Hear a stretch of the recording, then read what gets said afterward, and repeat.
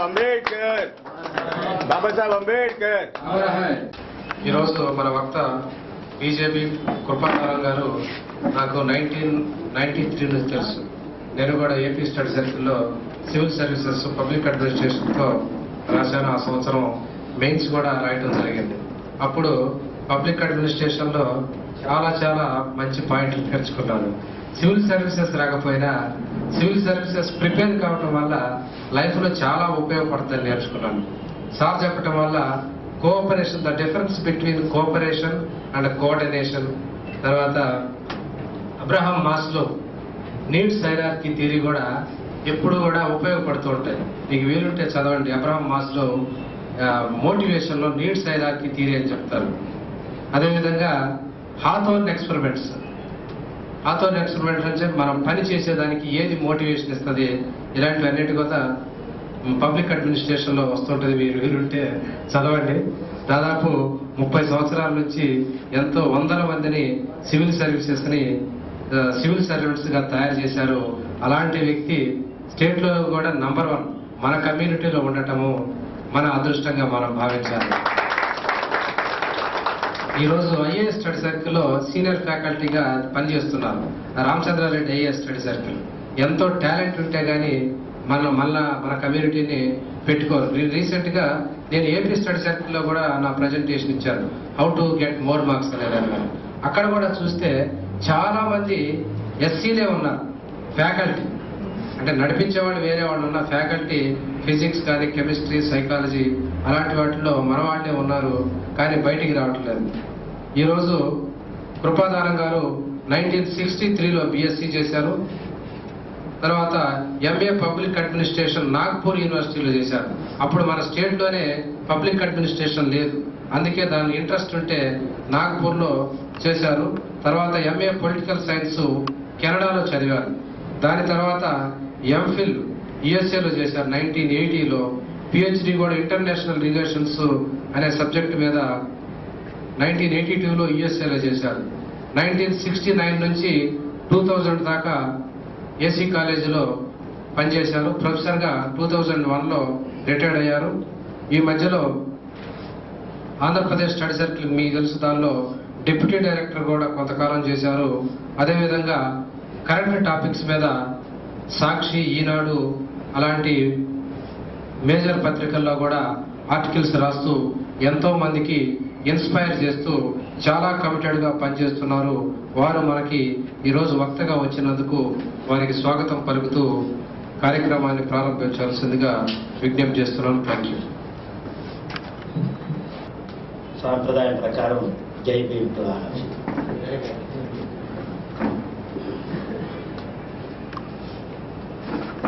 I feel it as a privilege to be with you, and I don't think that I have mastered Ambedkar's mission and Ambedkar's life, but I would like to share what little I know as a student of political science. Now, some of the observations I will be making may not be palatable to you. I look at him as a politician, I look at him as a statesman, I look at him as a humanist, and I look at him as the champion of the downtrodden. But there is no dispute about his role as the champion of downtrodden. But there is definitely different views about his role as a politician. So, some of the comments I will be making may not be acceptable to you, but we need to be objective. After all, he is a human being. Let's not forget it. And don't overblow an individual. And human beings, as human beings, we have our own failings. And so also Dr. Ambedkar. Now you are all aware that, and he happened to be the 14th child of a large family. And I wonder, in those days, we are talking about some, he was born in the last century, 91.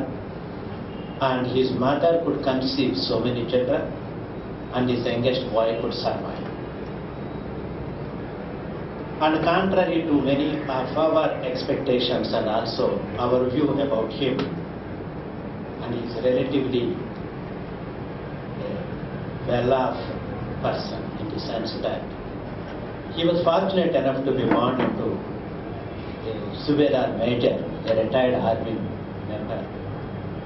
And he was not like many of us to be born into a poor family to account his livelihood. And his grandfather also happened to be a member of the armed forces during the Britishers' time. So he was lucky to be born into I wouldn't say a prosperous family, but definitely a well-to-do family. And his father could offer him good education, and he didn't enjoy any reservation. At that time there was no concept of reservation also. And he didn't need it also. He was, not because I meant to say, he is our own man and we are trying to eulogize him, but definitely even the bitterest opponents of him would admit grudgingly that the most erudite person, a scholar of par excellence, and a hard worker, and with all the time and the devotion he has made for the drafting of the Constitution, he paid very dearly, and that was his health. Otherwise, he would have survived for some more time. In the later part of his life, he was afflicted with the middle class disease, that is what you call the sugar, and at that time the medical technology was not that advanced to take care of him. But still, he lived for 65 productive years. 65 years. So we are talking about a person belonging to a different generation, definitely, and that speaks of his willpower.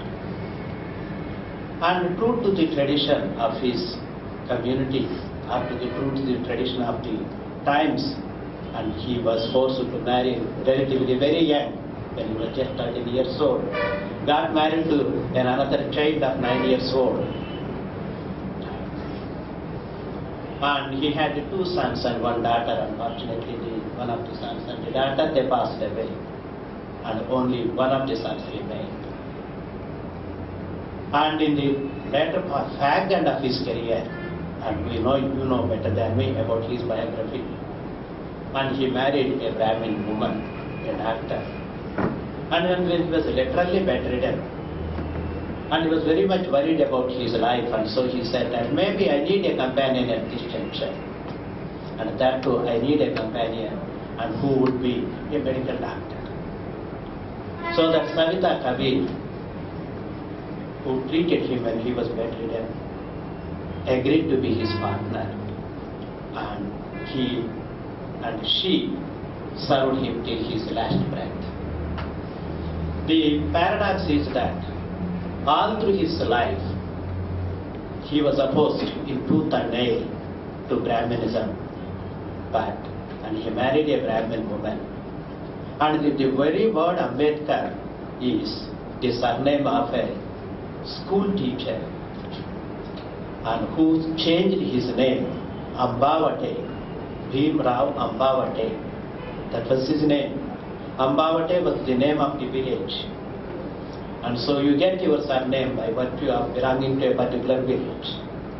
And his school teacher, Mahadev Ambedkar, who happened to be a Brahmin, liked this young boy so much for his brilliance that, and he changed the school records, of course with the consent of him and with the consent of the father.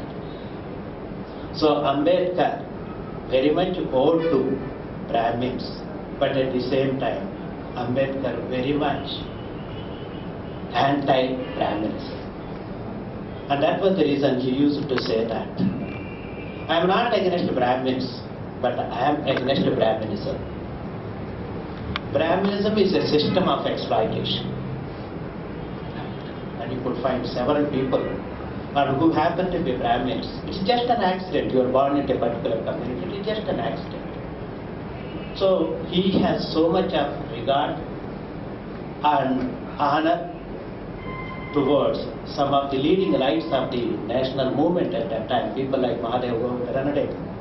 Right, all of them are Brahmins, Balagangadhar Tilak, Lala Rajapati Rai, and these people.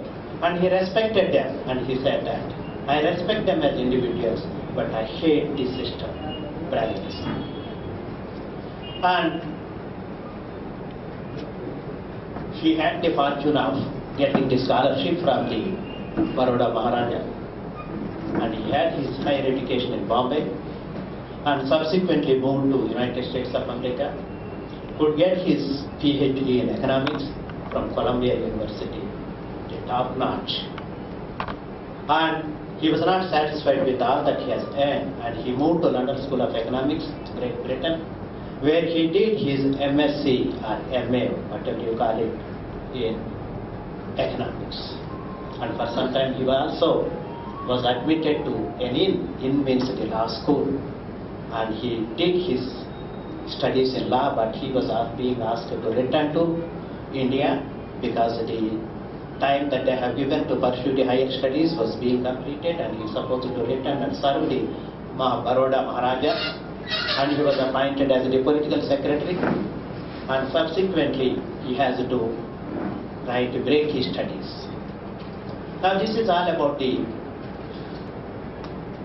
Now I am supposed to take a look at the role of Dr. Ambedkar as a member of the Constituent Assembly. Several epithets were being used to highlight the position of Ambedkar. And many people call him as the architect of the Indian Constitution, the modern Manu. And it is paradox that, and this modern Manu has burned the Manu Dharma Shastra. Right. And of course, he has burnt the Manu Dharma Shastra, which was feudal in nature and which was known for its irrationality. But he tried to give the people of India a modern Manu Dharma Shastra.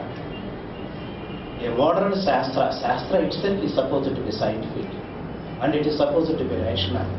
So definitely what he has given to the people, and perhaps to the rest of the world, in the form of the Constitution, is the Dharma Shastra. So he was rightly called as the modern Manu. But quite a few people could dispute this and would say that, well, you Ambedkarites, now out of your respect or admiration or whatever it may be, you are trying to blow it out of proportion. Maybe you are giving too much of importance to Ambedkar. It's true that Ambedkar is the chairman of the drafting committee, and there are 9 other members. And as the chairman of the drafting committee, he did play an active role. But the real force behind the Indian Constitution is not Ambedkar, and it is the trio within the Congress party, Nehru, Sardar Vallabhbhai Patel, and Dr. Rajendra Prasad. And they were the presiding deities of the India's Constitution. And it is these people who dictated terms to the members of the drafting committee. And they just performed the role of the lekhaks, in the sense that they faithfully drafted whatever their masters wanted them to do. That may be a very negative way of looking at the role of Ambedkar, but at the same time there is an element of truth in it. After all, as a student of political science, and we look at the Constitution is nothing but a set of rules and regulations that tells us about your responsibilities and your rights. And it's a document that gives us an idea about the relationship between the governed and the government, that is Constitution. And that document is the result of the party's dominant political party in the Constituent Assembly, the Congress Party. And the chief architect of the Congress Party at that time, Nehru. So it wouldn't be an exaggeration when you say that the Indian Constitution is the brainchild of Nehru. But Nehru, with all his progressive views and dominating personality, And he needs to contend with the speed breakers. And for him, the speed breakers are Sardar Vallabhbhai Patel on one hand and Dr. Rajendra Prasad on the other hand. They were the two important forces in the Congress party, belonging to the right wing. So he has to strike a compromise, I mean to say agree with some of the suggestions. And behind that you have a remote control, and that remote control was Gandhi. So you cannot ignore the influence of Gandhi, you cannot ignore the influence of the right-wing politicians, Sardar Vallabhbhai Patel and Dr. Rajendra Prasad, nor you can ignore the person who piloted the constitution, Jawaharlal Nehru. So when you look at the important role played by all these people, and you may begin to wonder that, what is the real role of Dr. Ambedkar? He was just a scribe. And even for that, I would say there are arguments that you have another important person,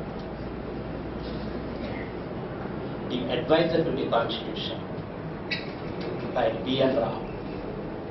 B.N. Rao, Bonigala Narsingh Rao. He is from Konkan. And he visited United States of America and he visited some of the European countries just to observe how the constitution is working there and what type of features we can comfortably borrow from them.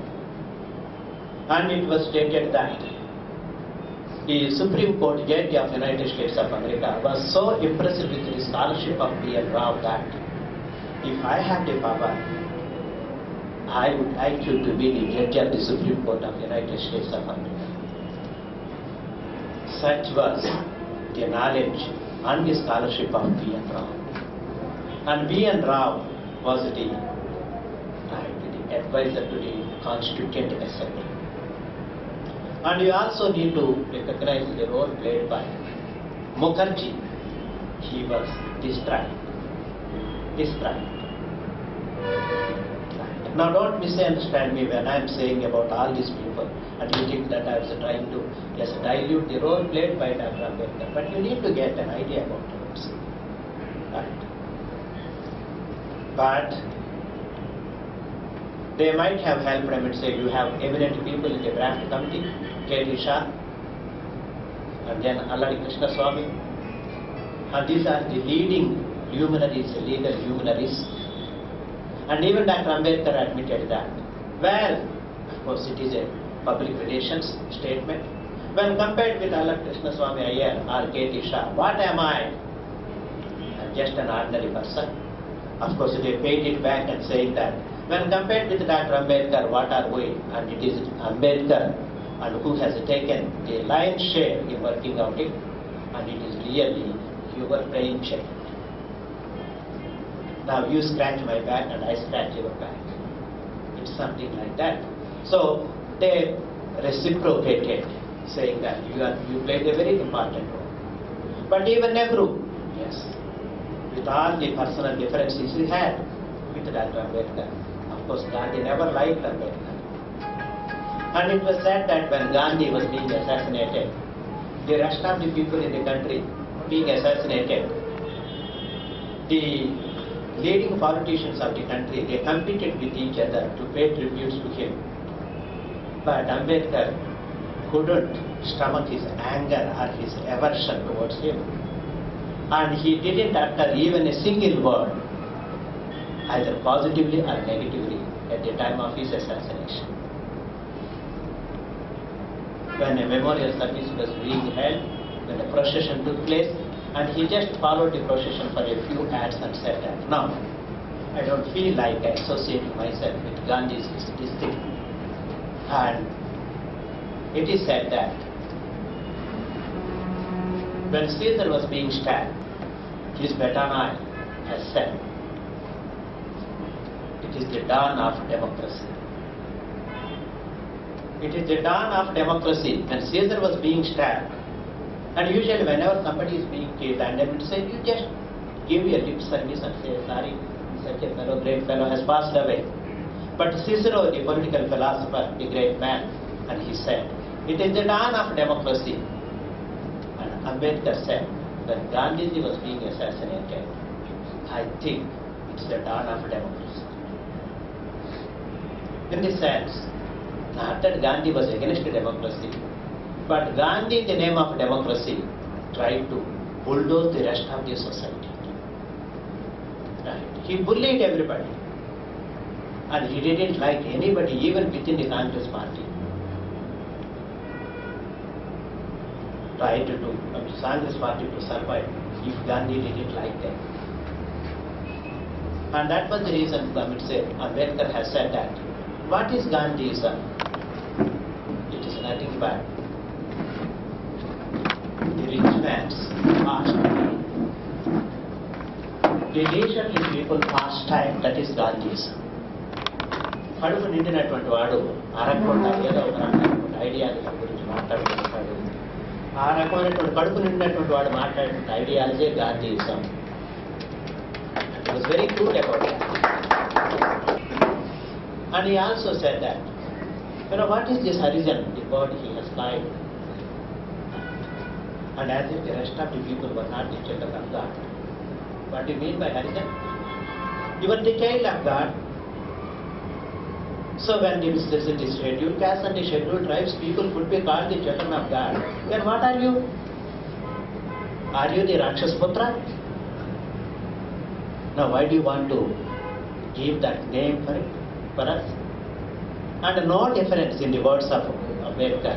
There is no difference between Harijan and other. Harijan and a depressed class one. And you are using a polished term. It is humbug. What is Gandhism in another context? He said that it is humbug. Here Gandhism. Right? That has to do with their personal rivalry. But at the same time, yes, I'm saying the real intention on the part of Gandhi